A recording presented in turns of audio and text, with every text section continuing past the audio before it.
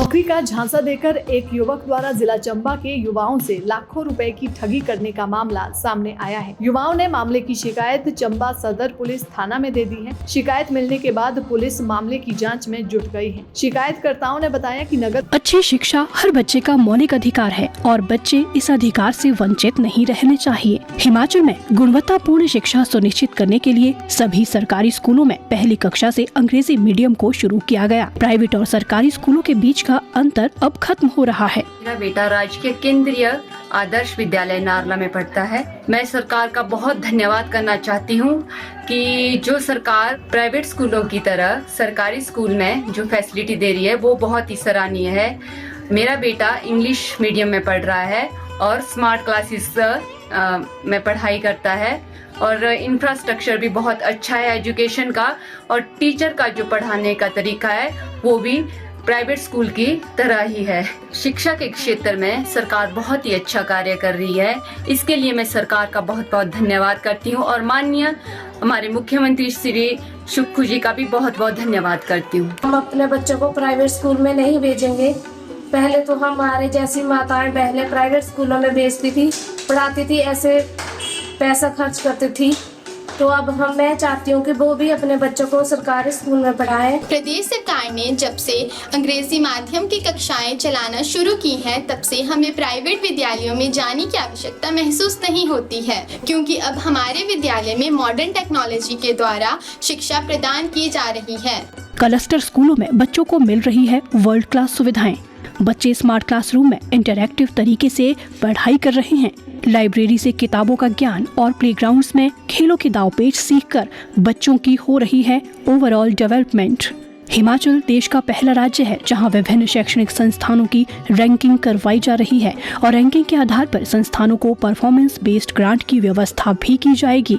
सभी महाविद्यालयों के प्रधानाचार्यों की वित्तीय और प्रशासनिक शक्तियां बढ़ाई जाएगी ताकि जरूरतमंद विद्यार्थियों को आवश्यक वित्तीय सहायता प्रदान की जा सके। विद्यार्थियों की पढ़ाई बाधित न हो, इसके लिए आवरली बेसिस पीरियड कॉन्सेप्ट की दिशा में कार्य किया जा रहा है। मुख्यमंत्री ठाकुर सुखविंदर सिंह सुक्खू के प्रयासों से बच्चों को विभिन्नता में एकता की भावना लिए बहुरंगी भारत के निर्माण के लिए किया जा रहा तैयार। परिषद चंबा के तहत मोहल्ला सुल्तानपुर में आरोपी युवक द्वारा एक कार्यालय खोला गया था। आरोपी विभिन्न विभागों में नौकरी दिलवाने के नाम पर युवाओं से पैसा लेता था। उन्होंने पैसे देने के बाद जब नौकरी दिलवाने के लिए दोबारा आरोपी युवक से संपर्क किया तो उसने फोन उठाना बंद कर दिया। उसने ना तो नौकरी दिलवाई और ना ही पैसे वापस किए। कुल मिलाकर आरोपी ने उनसे करीब 8 लाख रुपए की ठगी की है। लिहाजा गुस्साए युवाओं ने अब इस पूरे मामले की शिकायत पुलिस को सौंपी है। पुलिस थाना सदर चंबा के प्रभारी संजीव चौधरी ने बताया कि शिकायत मिलने के बाद पुलिस ने मामले की जाँच शुरू कर दी है। जाँच पूरी होने के बाद ही स्थिति स्पष्ट हो पाएगी। आज हम यहाँ पे एक रिपोर्ट देने आए हैं।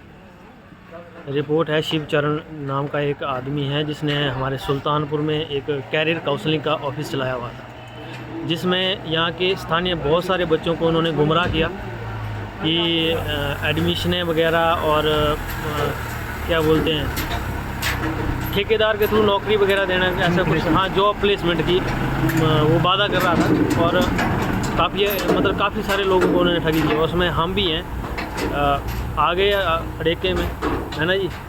तो 3-4 बच्चों के मैंने भी नाम दे दिए थे उसमें, तो पैसे की ठगी हुई है। तो बहुत दिन हो गए, 6-7 महीने हो गए, ना तो वो कॉल उठाता है ना वो हमसे बात करता है।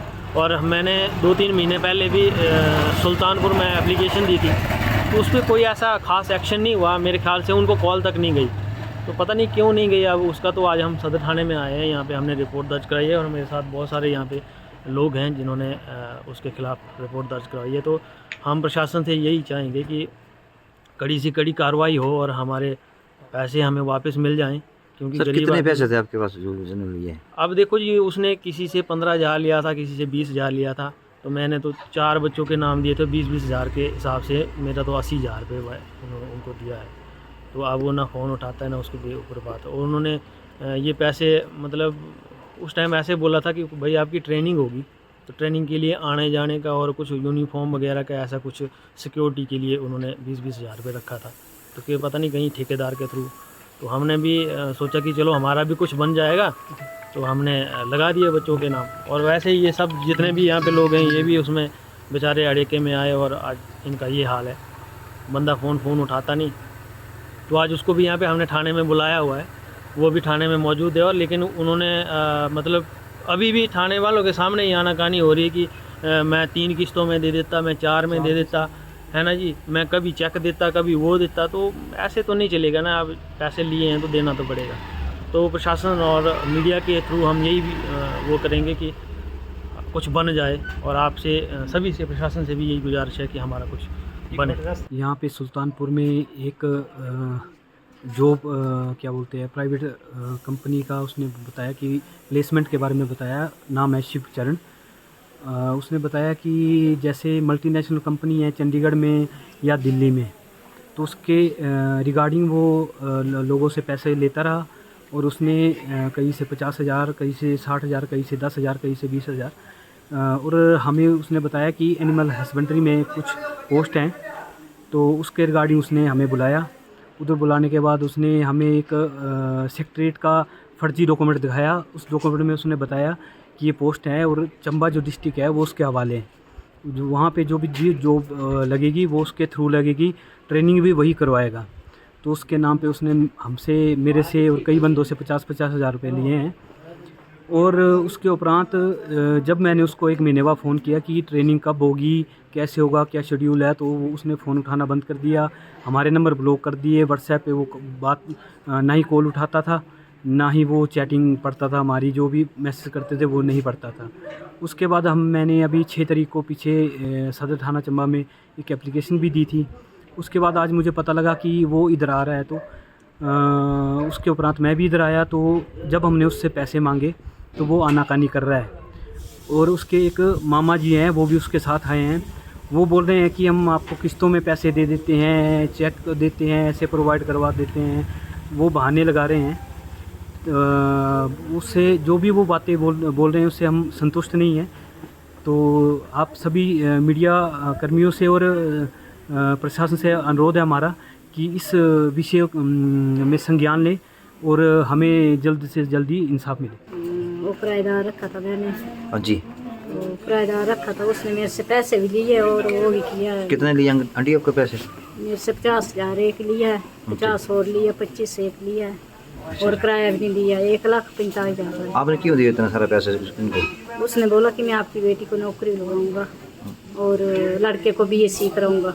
अच्छा जी, इसलिए लिया। आपको इतने टाइम से पता नहीं लगा कि नहीं, पहले नहीं लगा था पता, लास्ट में लगा था पता।